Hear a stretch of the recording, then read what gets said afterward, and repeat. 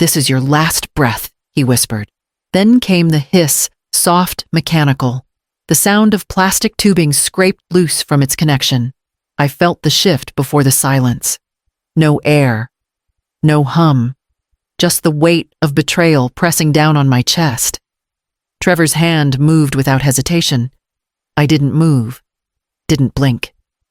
The sedatives they'd given me were light, barely enough to numb the ache in my lungs. He thought I was unconscious, helpless, easy. I listened as he stood there watching, as if willing my body to still itself forever. "It's better this way," he murmured. "She's already half gone." That voice, calm, smooth, sounded nothing like the boy I once held in my arms after nightmares. That boy was gone. The heart monitor slowed each beep, spaced farther apart. I matched its rhythm, inhaling faintly through my nose, letting my chest barely rise. Sleep-like, vulnerable. Let him believe. After a minute, he turned toward the door. I heard his steps pause, then retreat. A soft whisper passed through the cracked opening words meant for Mara. "It's done," he said. The door clicked shut. My hand reached for the call button, but I hesitated. If I rang, they'd come, yes, but he'd know. And if he knew, he'd run. I needed more. I needed to understand just how far he'd gone. And why. My fingers found the disconnected tubing. I slid the nozzle back into place. The oxygen rushed in clean, cold, sharp. My body responded before I could think. My lungs pulled deep. The monitor resumed its pace. I pulled the blanket to my chin, eyes still closed, listening. From beyond the hallway, laughter. Light, careless. "Tomorrow we move forward," Mara's voice said. "Finally, free," he answered. "Free of what? My presence, my name on the deed." The only thing keeping them from calling it theirs, I lay still, pulse steady now. Breath deepening the air, no longer stolen. Tomorrow they would come back. But so would I. Before the hospital, my days unfolded like clockwork. I liked things that way, quiet, predictable. A cup of coffee at 6, the crossword puzzle at 7. Sometimes I'd water the porch plants before the sun got too high, then call Trevor just to hear his voice. He always ended with "Love you, Mom." For a while I believed he meant it. After the stroke, everything slowed. My hands shook too often. Words slipped out of reach. Trevor said, "Come stay with us just until you're steady again." I didn't argue. I packed up the cabin, sold the land, and let him drive me into town. The guest room they gave me had a hollow feel, like a room meant for short visits. One dresser drawer didn't close. The only photo on the wall was an old one of Raymond's son, faded, his smile barely visible. It used to make me feel safe. Then they changed the locks on the kitchen cabinets. Mara said it was to help her organize things. I didn't argue. A few weeks passed and my appointment started slipping through the cracks. Trevor always had meetings. Mara forgot the times. I asked once, just once, if we could set reminders. The next day, the calendar disappeared from the hallway wall. Then the mail stopped coming to my room. The bank envelopes I used to review, gone. I asked about them and Trevor laughed. "You don't need to worry about bills anymore, Mom. Rest." So I did. I told myself this was care. That's what they called it. I didn't see it for what it was, slow erasure. When the pneumonia came, I didn't fight hard. A part of me thought maybe it was time to let go and let them handle things. But I didn't realize what they meant by handle. The night I heard Trevor unplug the oxygen, it became clear. This wasn't care. It was a conclusion. They thought I had no fight left. No voice, no plan. But I'd been a nurse longer than they'd been decent. I knew how to wake up quiet. I knew how to survive. It started subtly. Mara, on the phone in the hallway, speaking low, urgent. "Yes, power of attorney. No, she doesn't know yet." I cleared my throat as I entered. Her face shifted instantly, smile on voice light. "Just confirming a vet appointment," she said. I didn't ask questions. Not yet. Later that week, Trevor brought up numbers over dinner. How much is left from Dad's pension? Mom, we should plan ahead. His tone was wrapped in concern, but it didn't sit right. Not with the way he watched me too closely, like he was studying a balance sheet. I told him Raymond's pension was fine, steady. He nodded, then changed the subject. But something had already turned.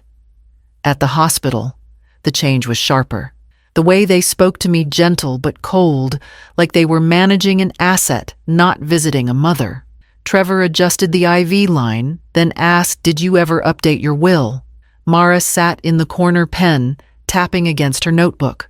"And where's the folder with the condo paperwork?" she added, like she was asking about a grocery list.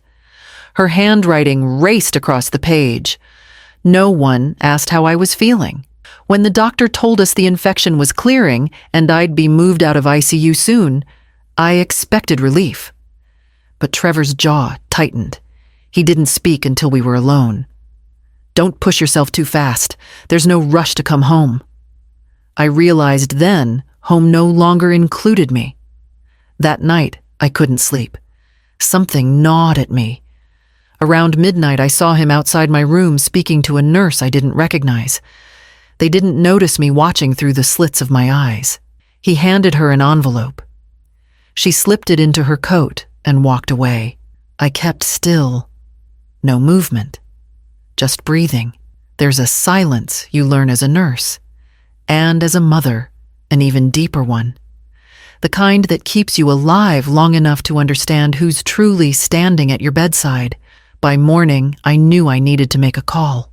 Quietly. Carefully. Before they came back. It happened at 2:17 a.m. I remember the exact time because I'd been watching the red numbers glow from the wall across my bed. Sleep never came easy in that place. Not with the machines. Not with the silence between their footsteps. The sedatives dulled the world, but not my instincts. I'd been a nurse too long. I felt the change in airflow before I heard it. The faint hiss of the oxygen cut off. My body registered the drop before my mind did. I didn't panic. I didn't move. I slowed everything, my breath, my pulse, even my thoughts. Then I felt him lean close. His breath brushed my cheek. "This is your last breath," he whispered. "It's time to rest." That word again. Rest. As if I hadn't earned it 1,000 times over. As if it was his to offer. He stood over me for a few seconds more, waiting, listening. Then I heard his steps retreat, the door slip shut behind him. I counted to 40 in my head before I reached for the tubing. My hands fumbled, weak but sure. I clicked the line back into place and let the oxygen flood my lungs. The relief was sharp, like coming up from underwater. The monitor beeped again, steady. Still, I kept my eyes closed. Stillness was my shield now. Outside the door, their voices returned, low, muffled, confident. "She'll be gone before morning," Trevor said. "You can call the lawyer after rounds," Mara asked. "And if she's not, she will be," he said. "She's too weak to last the night." I pressed my hand flat beneath the blanket to stop the trembling. It wasn't fear anymore. It was realization. The people I trusted most had already written my ending. Everything I'd done for them, the babysitting, the gifts, the signed forms, the quiet forgivenesses, had become footnotes in a plan I was never meant to survive. They thought they'd silenced me, but I'd just found my voice. And before morning came, I'd use it. By morning, the room smelled of disinfectant and false sympathy. The nurses changed shifts. The hallway filled with muted voices, and I began to think clearly again. I had survived the night, but survival wasn't enough. I needed proof. I waited until the first light touched the blinds before I pressed the call button. When Nurse Janice entered, I lowered my voice. "Check my file," I said. "See if anyone added new permissions." She hesitated, then nodded. 10 minutes later, she came back pale. "Someone added a medical proxy," she whispered. "Your son." It was time-stamped last night. The air left my lungs for a moment heavier than before. I asked to see the hospital lawyer. A man in a crisp suit arrived mid-morning, looked over the documents and said, "Yes, this signature doesn't quite match your file. It happens in families. We'll look into it." Then he left. I knew that tone, it meant he wouldn't. I picked up the hospital phone and dialed a number I hadn't called in years. Lydia Grant answered on the second ring. "Lydia, it's Lucienne Arlo. I need your help." By noon, she was there, hair tied back, a clipboard in hand, introducing herself to staff as my cousin. We waited until the hallway cleared before we spoke. "Did you ever sign a new will?" she asked. "No," I said. "Then you still have the 2016 trust, the one with the disinheritance clause." Raymond's clause. I remembered him insisting on it after his first heart scare. If anyone tries to control my care or Lucienne's estate, they lose their share entirely. It had sounded harsh then. Now it was a shield. Lydia copied the forged document and slipped it into her folder. "I'll take this to the registrar and secure the trust copy. Keep quiet for now." As she left, I felt my chest rise with something stronger than oxygen. The law, once just paper and ink, had become my weapon. By the time Trevor and Mara arrived with their flowers, I already knew exactly how to dismantle them. They came just past noon. Steps, two light voices. Too smooth. Trevor carried a vase of lilies, like he was auditioning for grief. Mara leaned in with a sugary smile. "Feeling better, Mom?" I gave a slow nod. Let them think I was sedated, compliant. That the drugs had softened me into someone they could finish off, gently. Mara reached across to adjust the tray table, her sleeve brushing my wrist. A soft metallic sound followed. I glanced down. Hanging from her charm bracelet, so casual, so careless, was my house key. My chest tightened, but I kept my face calm. Let her think I didn't notice. Trevor adjusted the oxygen flow eyes, avoiding mine. "You look tired," he said. "Maybe try to rest." I nodded again, heavy-lidded. My eyes fluttered closed, but my ears stayed open. Their whispers came quickly. "The condo papers are in her nightstand drawer," Mara said. "She won't need them. Once it's transferred, we list it immediately." "Before taxes hit," Trevor replied. By the weekend, he added. The machine beside me ticked on a steady lull that masked the recording Janice had slipped beneath my pillow.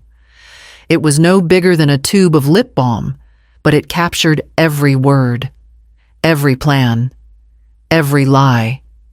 I stayed still. Let them think I was drifting again, somewhere far from consequence. The key on Mara's wrist swung with each gesture she made. I memorized the rhythm, the weight. That key had once opened the door to my home, the place I'd cooked for them, watched their child toddle across the floor, ironed their clothes when they were too tired. Now it opened something else, proof of their intent. They left with quiet footsteps, still speaking in half sentences and future tenses. I stared at the ceiling, not blinking. Justice didn't need to scream. Sometimes it only needed to breathe. By that evening, Lydia would have the recorder, and I would be ready for my next visitor. Lydia returned just after lunch, dressed in a tan cardigan and hospital badge clipped to her collar. To anyone watching, she was just another overworked social worker. But behind her clipboard were copies certified and time-stamped of every document Trevor had forged.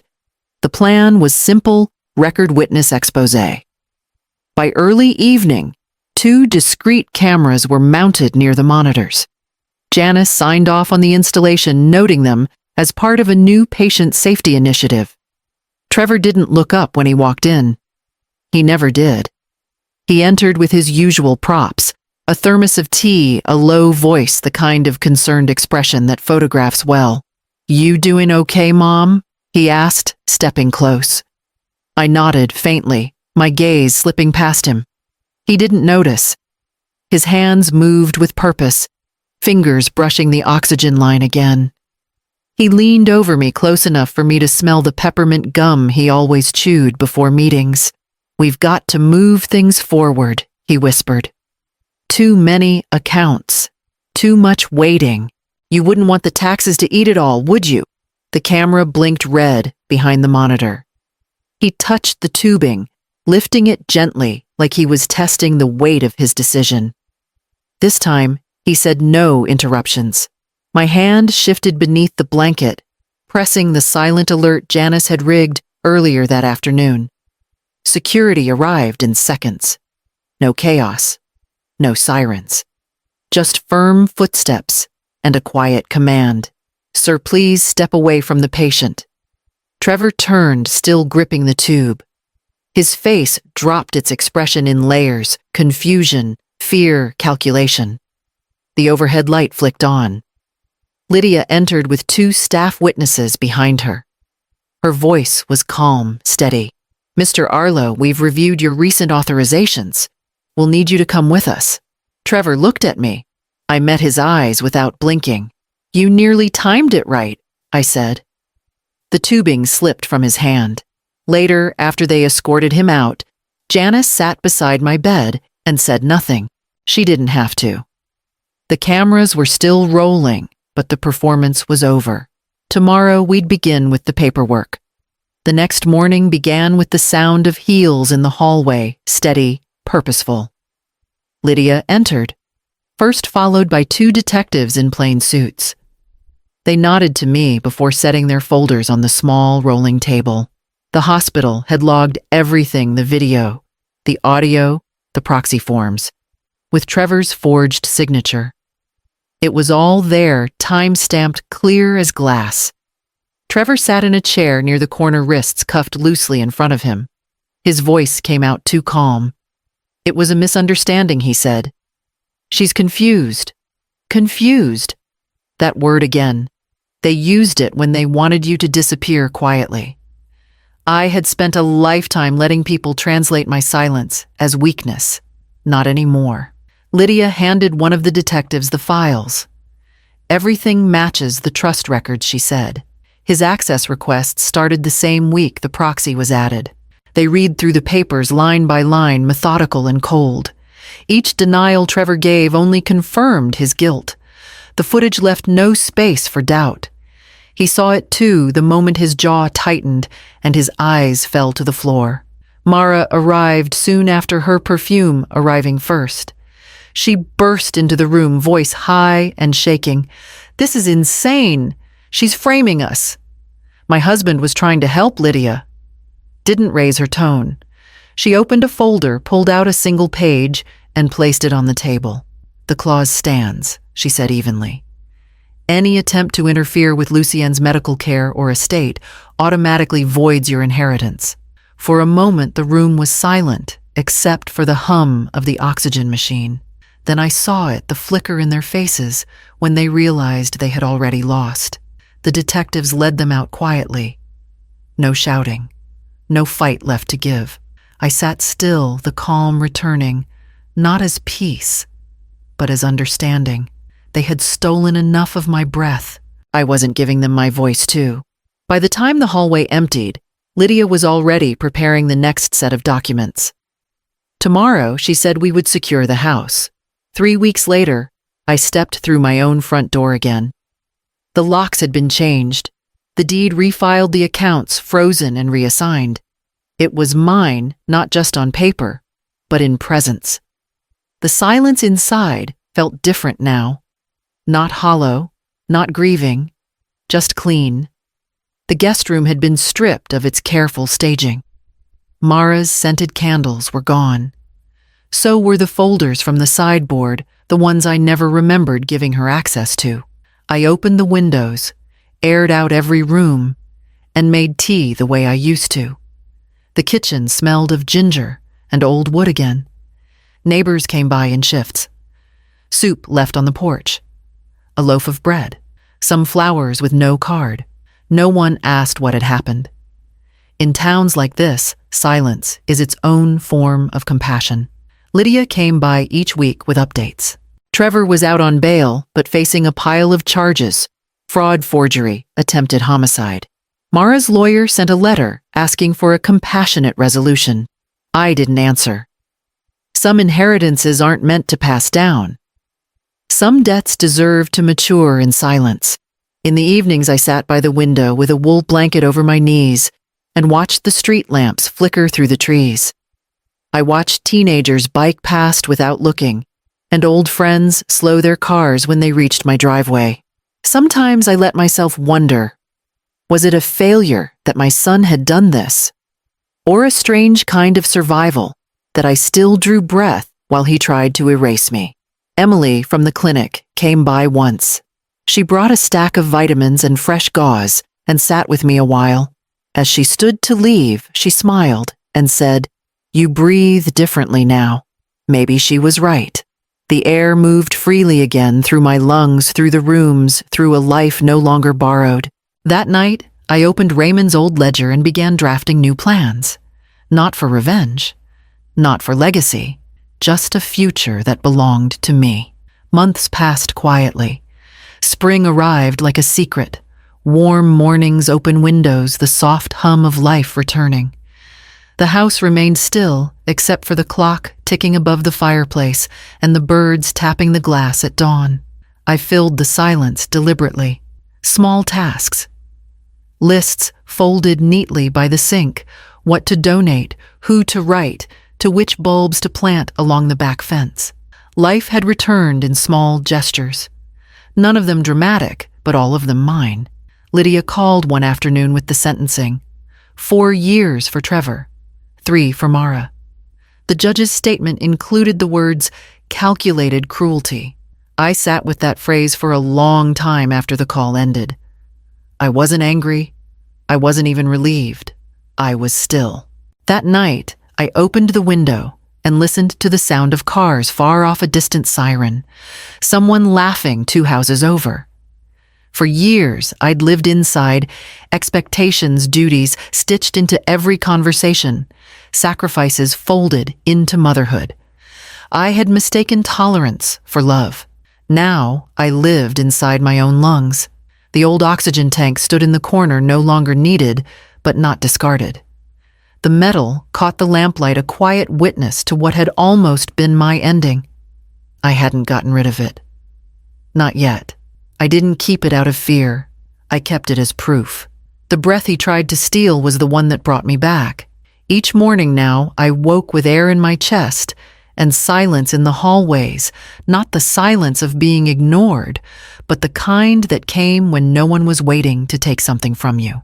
I no longer watched the door. I no longer flinched when the phone rang. The house remained under my name. The will rewritten with intention, the trust protected. Outside, the first blooms had broken through the soil. I poured tea, sat by the window, and listened to my breathing, full, steady mine.